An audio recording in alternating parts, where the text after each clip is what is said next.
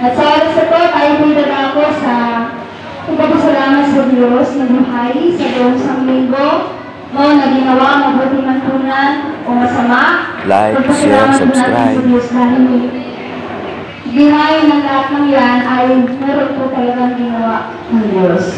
Proteksyon ng Diyos, ang pagpapala, ang himala, ay siya nga po na ibinubos ng Lord sa buhay sa linggo.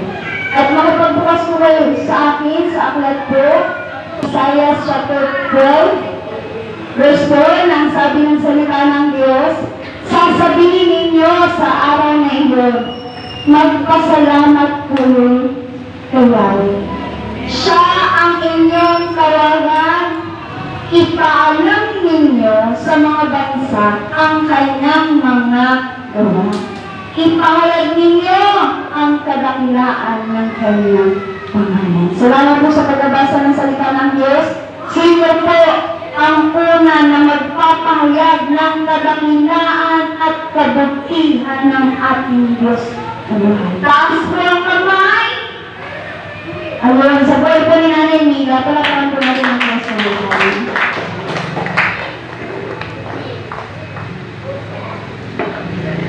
Ilang pambahan, nanakot sa pambahan na kami pagkakan,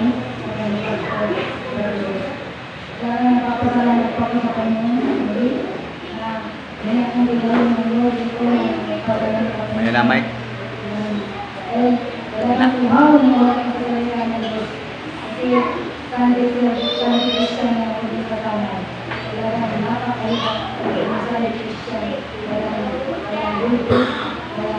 Para sa libo. Lord, ito natin bagay. Maraming kasi ito ko nang tumating ayaw ng asawa ko. Kasi kung asawa ko ng asawa ko, ito yung balik. Kaya napapatuloy ng Diyos. Kaya ako nang dito sa kailangan ng kailangan. Ako lang ang nalagay ng Lord. Kailangan ko niya. Lord, kami ko na ako ng saan. Kasi niya.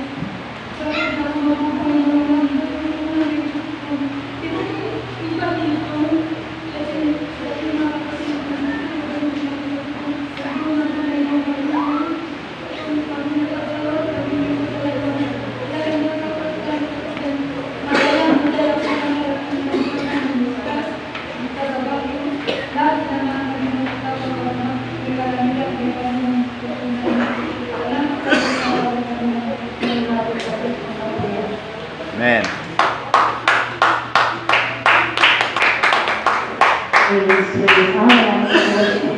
Sino ba po? Taas ang maraming sa buhay po ni Mama Tunisa.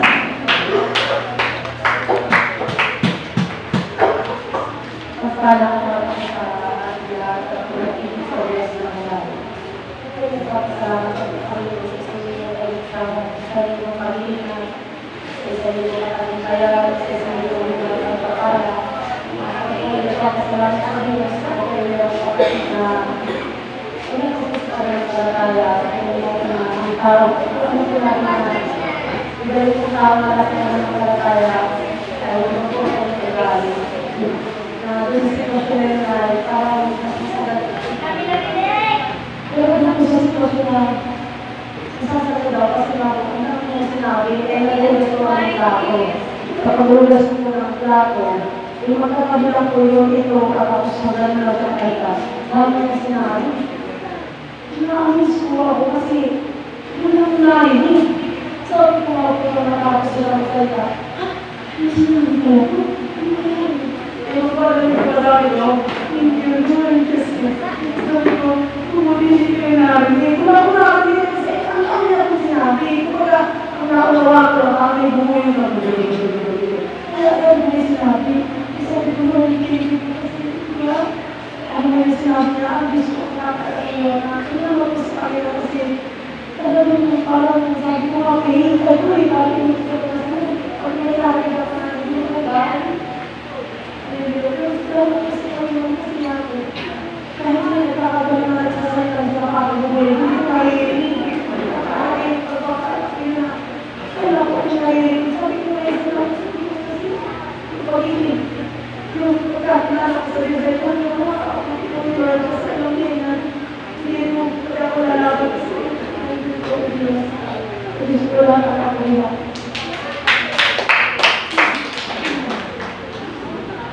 Good hours. Sipat ko lang po. Alam ko.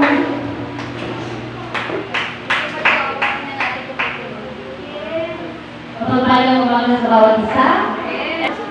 Ako po yung nagpapasalamat sa Diyos. Last week po, ako yung tumayo, sinabi ko kung ano yung mga bagay na nangyayari sa buhay ko na gawa ng Diyos. Alam ng Diyos kung sino nga, alam ng Diyos kung ano kaya, alam ng Diyos kung ano kalagayan. Alam niyo po ba? Alam naman natin ang lumipas mo. Alam niya, di ba, walang hanap buhay. Pero alam ko na talaga sa puso ko na nakikinig ang Diyos. Hindi ang mapasalamat ko sa Diyos sa mga tao, kinagaling ang nasangkapan. Alam ko naman na katulad ko rin siyang wala, nakikihirap. Nung nakaraang panahon na nag-give sa akin 500. Nung sunod na may nag-give 1,000. Alam ko na kayo pangangailangan sila kaysa sa akin. Nung mapis may nag-give sa akin 1,2. Alam ko na kaya kayo yung pera kasi may mga nag-aaral na anak. Alam mo yung mga pinagpagay, minamadala ko yun ang dalang na Diyos sa buhay ko kasi sa paniniwala ko, ang sinabi niya sa salita niya, hindi kanya pagkukulangin. Eh po, kaya katunayan na ang Diyos kahit kailan, hindi siya nagpabaya sa mga taong naniniwala sa Kanya. Kaya maraming salamat sa Diyos sa mga taong patuloy niyang binibless para magdaan sa kanila kung ano yung mga blessing na dumarating sa akin. At yung isang araw, at ano po ba yun, may nag-appear sa akin dito sa church na galing na church na nagbigay ng 1,2 at may nag-appear sa akin na siguro nasa 500 something pagkatapos yung gawain ng linggo. Kaya maraming salamat sa Diyos. Ang sabi mo ay patuloy na mag-provide, maniwala na lang ang Diyos. Amen. Kahit kailan hindi siya sumisira sa kanyang mga sinabi, sa Diyos ko ang kapurihan. Salamat sa Diyos. May mabuti mo talaga ang Diyos. Sino po? Sige po, i-read mo po na pakilaan ng Panginoon. Ayun, super ones naman. So, kaya kamo lang ng Diyos na buhay. Mapagpalang umaga po sa lahat. Gusto lang po magpasalamat sa Diyos na buhay. Dahil katulad po nung sinabi ni Mama Nurse, no, nakapagpunan mo sa kanyang pangako. Amen. Dahil po, meron po pala yun na dahil ako sa Face Bank. Paglabas ko sa Face Bank, umarap ko rin yun. Ginagawa po yun, bawat kayo lang yung ginawa. Tapos, pakakpan na ako ng gabi, bilang yung sumunod yung upawag sa harapan ko. So, salamat sa Panginoon dahil hindi po ako nasabi, hindi po ako nasaktan. Amen. So, parang meron po nag-ano sa akin na, because, kilala, parang nakaganin lang ako. So, sabi ko salamat sa Diyos, no? Kasi lagi po yung protection niya, pag-iingat niya sa mga tao na nagtitiwala sa Kanya. At yung pagtutulong po niya, tinutulong naman kasi wala pong pasok, so wala pong sahod. Wala pong income, pero salamat sa Diyos dahil po, bayaran namin ng kuryente. Salamat sa Panginoon dahil po, hindi naman po niya anayaan na hindi po kami nakabayad at yung aming pangailangan sa araw-araw. Pagkos, ilan lang kami po yun, ipagbayad namin sa kuryente, galing sa opisina namin, ilan po po sa opisina. Open po kami sa opisina, magkailangan namin. So, salamat sa Panginoon dahil merong ansap sa trabaho ko, open po ng gano'n, at meron po mga ginagamit ang Diyos para po magpulungan ang pangailangan. Sa araw-araw, dahil tapos po wala pong pambili ng ulam. So, yung aking amo, pagka meron silang ulam, ako po yung pinatawag, hinibigay niya po sa akin. So, yun, nakakatulong po sa aming mag-asawa. Maraming salamat sa Diyos at doon sa ginamit niya na para po pagkalain kami sa pinsan ko. Amen. Salamat sa Panginoon at kahapon. Sabi nung sa opisina na naman na, Ate Margie, baka kailangan mo ng pera. Sabi ko, nangyari ako kasi overrunning na ako. Sabi ko, okay lang yun, walang problema. So, binigyan niya ako. 500 lang po hiningi ko, nilagdagan pa niya.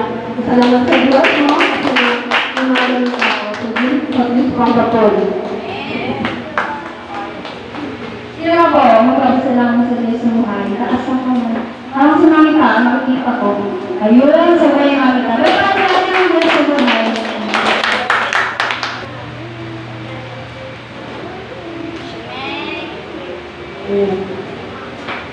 Amen.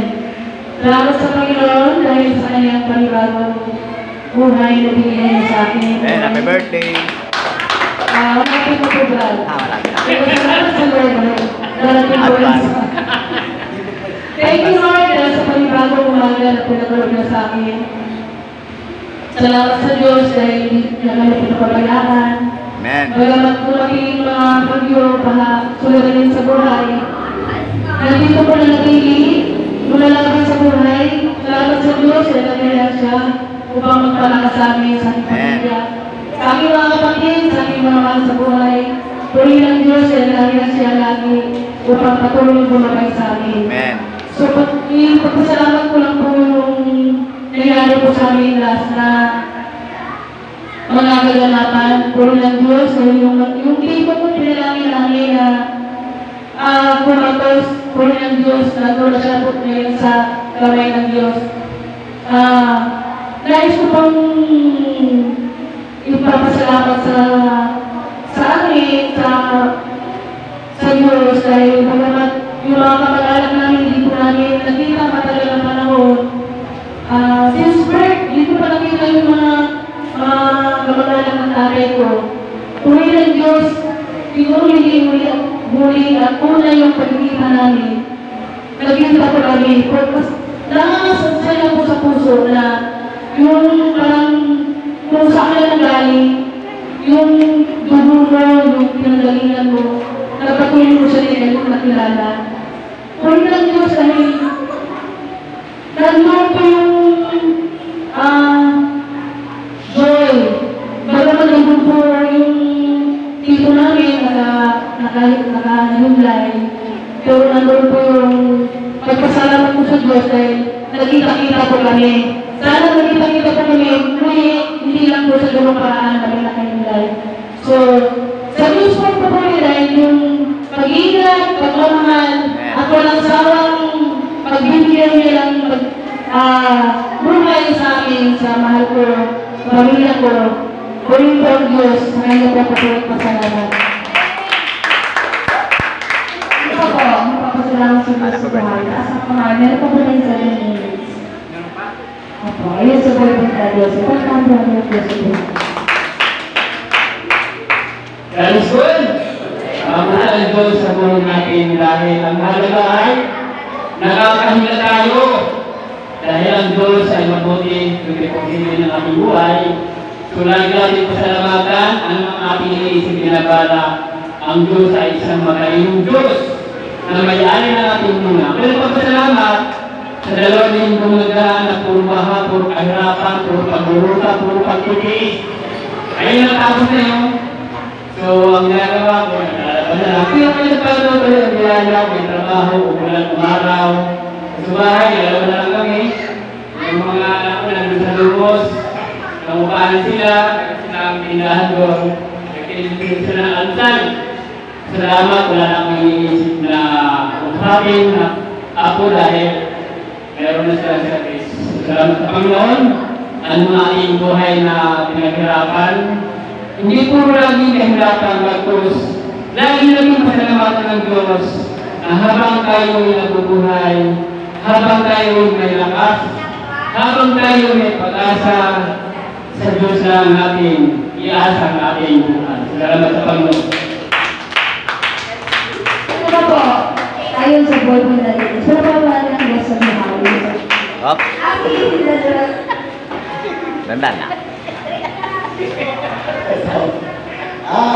Ayos ko po pasalamat sa ating Diyos.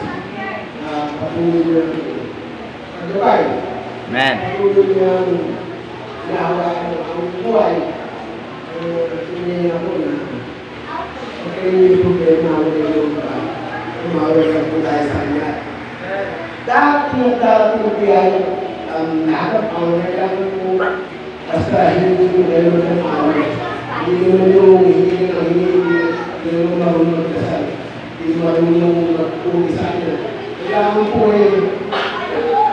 susunod po tayo sa mga kaitutuin na yung batas bilang isang tao.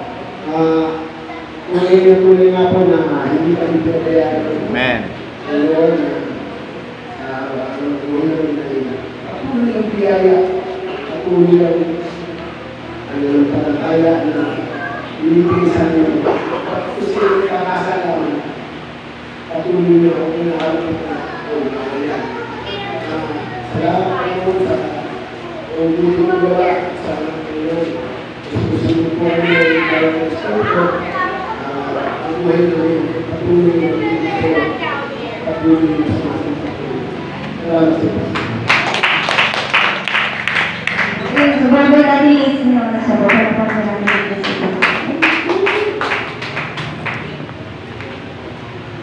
Salamat po sa Diyos. Bago pa lahat, ako po ay gumarami rin sa pagkalang naga po sa amin ko lang. Pinagpapasalamat sa pagkakao ng Diyos na kahit dahil po napagod talaga ng Diyos. Alam naman po natin ng mga nakalipas na linggo na tumako, mga alagad, yung pagbaha, tapos yung amin po ng tahanan, kaya binaha. So yung mga gamit po po yun, yung pataas ko. Tapos yung pinaman namin, yung sinatulog, yung pahatos sa amin. Tapos yung amin po natin ay nakakalakas po. Tapos yung Diyos ay nakahalas na, yung pinangamalagay po natin, nakikita namin na nilabalik. Pero sabi ko talaga ng Diyos, nakakapot ko ng Diyos dahil sabi natin na malakas yung pati at yung aming bahay na mga ko ay pumunta sa rice mill na dati pinakaso at isang wala ko ulit wala kami gawa sa umaga, wala ko yung mga pinakasan ko siya, wala ko yung kaya nakikita ko yung mga kasama ko. Sinasabi ko nila na nakakapunan ka, sabi ko hindi ko lang nakakapunan na yan ay parang ng Diyos para tayo ay kasama ng mga salita. Kung na ako sa sinabi para sa akin, nagpunulit ko ang salita, parang makakapag ako. Bigla ko ay tumawag sa akin na yung papamatay nila. So, yun po, tulong ko pala sa Diyos. Nabasok na ako sa Roma ko, kung hindi pa yung tao na yung ibigay daw po sa taong ginagawa ay hindi ko kalo kung hindi ka bayaran. So, sabihin ko pala na kung sa mga tao kahit trabaho, hindi na tayo naman pabayaran, hindi lang po sa pabayaran sa ating magawa. So, mga nasusunod ko, Diyos, inamin ka na kung tayo trabaho sa kumuli ng mga salita, pinapasok ko na kaya Diyos, capital siya, so ako yung pumunta yung mga kasama ko lang. So, hindi ko lang ulit namin sa sarili ko na walang mga po kasi mga kahit nagtatrabaho sa Diyos, kahit mabuti sa Diyos, nakita niya na kalot tayo yung puso natin. Nagawa ko natin yung susunod ako tayo mga masunod ko yung mga kalot. At ang Diyos ko talaga ng mabuti. Amen. Dahil po lahat po ang ating mga pangalaman kung pumunta namin mga bayan. Dahil sa pagkakas ng Diyos, salamat ito sa Diyos sa isang gabi. Amen. Sa lahat po ng mga humala at pagpapalaman. Sa Diyos ko lang. Ngayon po na mabuti ang Diyos, no, sa lahat sa atin sa buong sa linggo. Na lahat naman po lumanas ng baha, no, pero God is good talaga dahil walang nagkulang, walang naggutom, walang nag-alala, walang nabigatan, hindi po kamay ng Panginoon Diyos. At yun naman po, mga aking po papasalamat. At sa mga susunod, itabi nyo na lang po yun para next week ay inyong pag-iulan sa mga Panginoon Diyos. So, welcome po natin ang susunod na tayo, talakang po natin ang Diyos.